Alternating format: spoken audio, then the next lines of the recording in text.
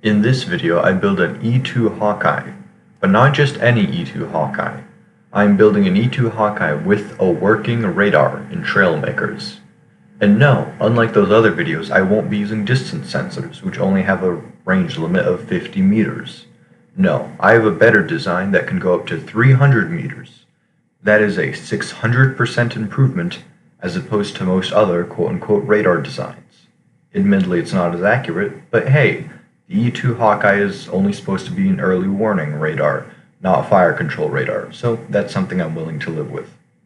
So how did I actually do it? Well, to start with, to build a plane, I'm going to first need a plane. So I just started with the basic airframe. There's really nothing special with the actual airframe itself. Spoilers and lots of wings for high amounts of lift to be able to carry such a high load and to be able to carry any technology I put on it. Pretty good amount of thrust with 4 propellers and 2 space thrusters.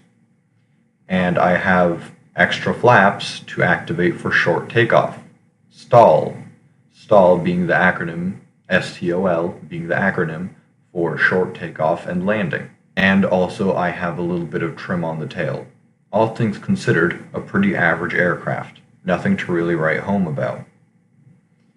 Now for the actual radar part. If you've seen my channel before, there's a good chance that you've already seen some of my videos mentioning recoil tech. It's a term that I pretty much made, but I'm not the first person to use this. I'm simply the first person, to my knowledge, to have videos documenting it. The basic concept is pretty simple. When a gun aims at a target using auto aim, it automatically changes the direction which the gun is facing. That means it also changes in the direction that the recoil goes.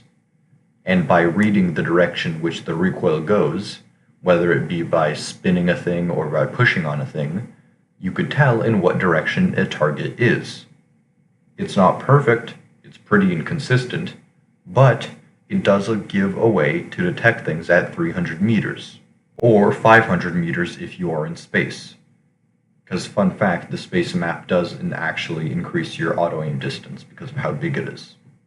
And so that's what this big, massive disc assembly on top is. As you can see, I use gyros to stabilize the rotation, and I have to have 2 guns on every single little module, here, here, here, and here, to balance out both the aerodynamics and the weight. Because if it wasn't balanced, it would spin around randomly and not give accurate inputs. The way that it works is the gun in the back shoots, and if it sees something to, say, the right, it'll turn to the right, and because it's behind the servo on which it spins, it'll push the whole thing around in this direction, triggering this angle sensor. Sorry, not angle sensor. Triggering this distance sensor. Then that distance sensor can then feed into whatever I need it to feed into. The reason why I have the whole assembly detached on a free-floating servo is because the system functions off of detecting the spin, and the recoil spinning the whole system. But because the plane spins a little when it's turning, I decided to disconnect the entire thing so the plane does not interfere with the detection system.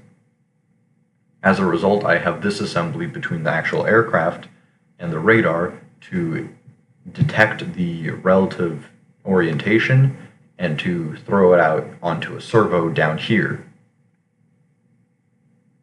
It's not perfect because, as you can see with stationary testing like this, it still does have some gaps, specifically when it's directly in between the modules and when it's directly in line with a module.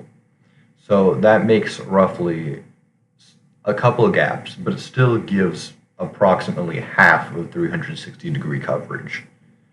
And all things considered, it's pretty consistent. This creation will be uploaded, but as I'm sure you can see, it's not particularly technical or impressive. It's more of a proof of concept of what can be done. Recoil tech as a whole is a pretty interesting concept. I still don't see a lot of people using it for much, even though I have made videos about it like even a year ago.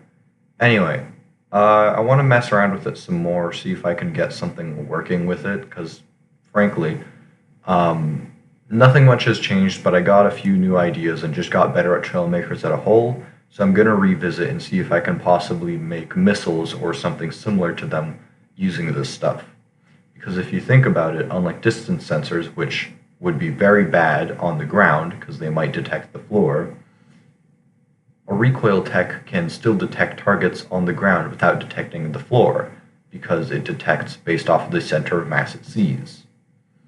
So I think that could be a pretty cool concept. But all things considered, that's the end of this video. Some channel updates, still trying to upload stuff.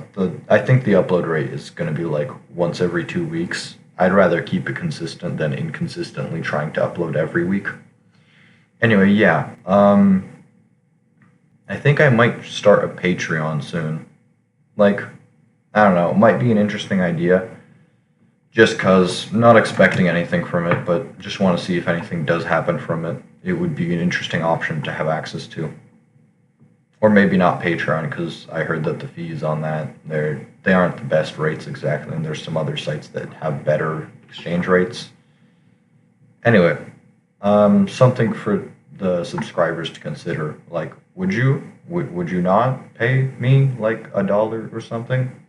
I don't know. Actually, on second thought, that whole thing sounds like a very stupid idea to do. Well, whatever. That's for you to decide. Pretty short video, all things considered. Don't really have much to say. It wasn't exactly a big project, but hey, I needed some form of video, and if I don't upload anything, this channel will die. So, something's better than nothing. That's it, and goodbye.